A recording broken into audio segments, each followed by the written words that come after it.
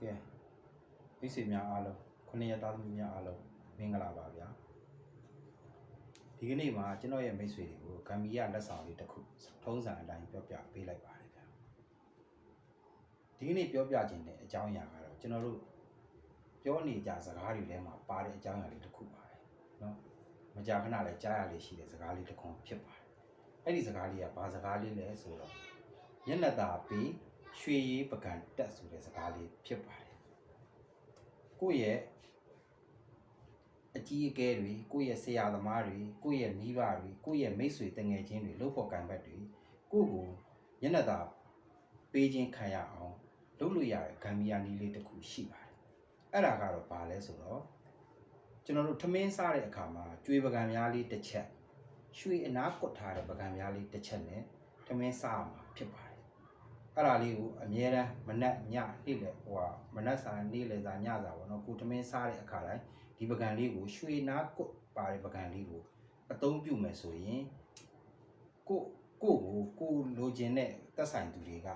မျက်နှာသာပေးခြင်းခံရမှာဖြစ်ပါတယ်ဒီနည်းလေးကတော့ကျွန်တော်တို့အဘမင်းသင်္ခါရဲ့နည်းလေးဖြစ်ပါတယ်ကျွန်တော်ကတော့ကျွန်တော်ဆရာစင်ကိုဒီစီကတဆင်ပြန်လည်ရရှိခဲ့တဲ့နည်းလေးတစ်ခုဖြစ်ပါတယ်ကဲအားလုံးပဲမျက်နှာသာပေးလို့ရွှေရည်ပကံတက်နိုင်ကြပါစေဗျာဆက်လက်ပြီးတော့တရက်စာကံကြမ္မာလေးကိုလည်းစနစ်တကျတွက်ချက်ပေးလိုက်ပါတယ်ဒီကနေ့မှာအလုပ်နေရအိမ်နေရအပြင်အစင်အပြောင်းအရွှေ့ကိစ္စတွေကောင်းပါတယ်ဒီကနေ့မှာစာချုပ်ကိစ္စစက်တူကိစ္စရှယ်ယာကိစ္စစက်ပစ္စည်းကိစ္စတွေအဆင်ပြေအောင်မြင်မဲ့နေ့ဖြစ်ပါတယ်တခုသတိထားမှာကတော့ဒီကနေ့မှာငွေကြေးနဲ့ပတ်သက်တဲ့ကိစ္စတွေအကျွေးနဲ့ပတ်သက်တဲ့ကိစ္စတွေစိတ်ညစ်ရတတ်ပါတယ်စိတ်ရှုပ်ရတတ်ပါတယ်ဒီကနေ့မှာကံကောင်းစေတဲ့အရာတွေကတော့အဝါရောင်ဖြစ်ပါတယ်ဒီကနေ့မှာကံကောင်းစေမဲ့ကဏ္ဍတွေကတော့တစ်ကဏ္ဍတုံညကဏ္ဍကိုကဏ္ဍ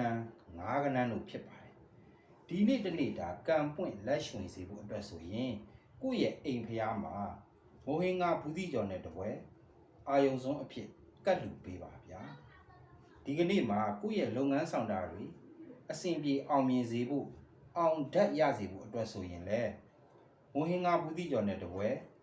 စားပြီးဆူတောင်းပြီးမှလှုပ်ဆောင်ပေးပါဗျာကဲကျွန်တော်ရဲ့မိတ်ဆွေများအားလုံးဒီနေ့တာကံကောင်းခြင်းများကိုပိုင်ဆိုင်ပြီးလိုရာဆန္ဒပြည့်စုံကြပါစေဗျာ